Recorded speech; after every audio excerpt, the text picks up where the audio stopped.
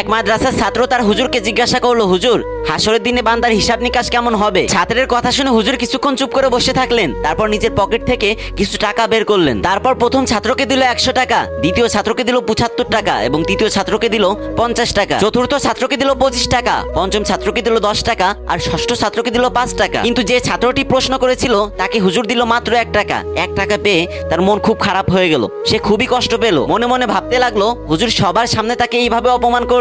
সবাইকে টাকা দেওয়া শেষ করে হুজুর একটা মুচকি হাসি দিয়ে বললেন, আজকে তোমাদের ছুটি, তোমরা বাসায় চলে যাও।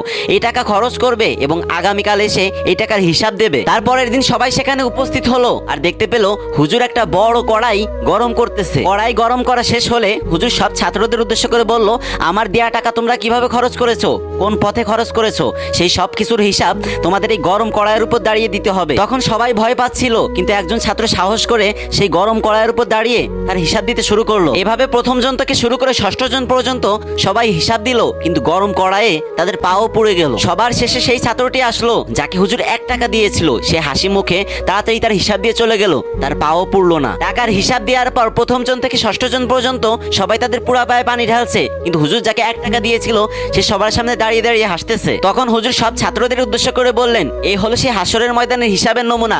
যার সম্পদ যত কম তার হিসাব তত সহজ। আর আজকে আমরা ভাবি আমরা যত সম্পত্তি বানাতে পারবো, আমরা যত টাকা পয়সা বানাতে পারবো, তত আমাদের পাওয়ার বাড়বে। হে আল্লাহ, আপনি যদি আমাদের কাছে হিসাব চান তাহলে জাহান্নাম ছাড়া আমাদের কপালে কিছুই জুটবে না। হে আল্লাহ, আপনি আমাদেরকে বিনা হিসাবে জান্নাত নসিব করিয়েন।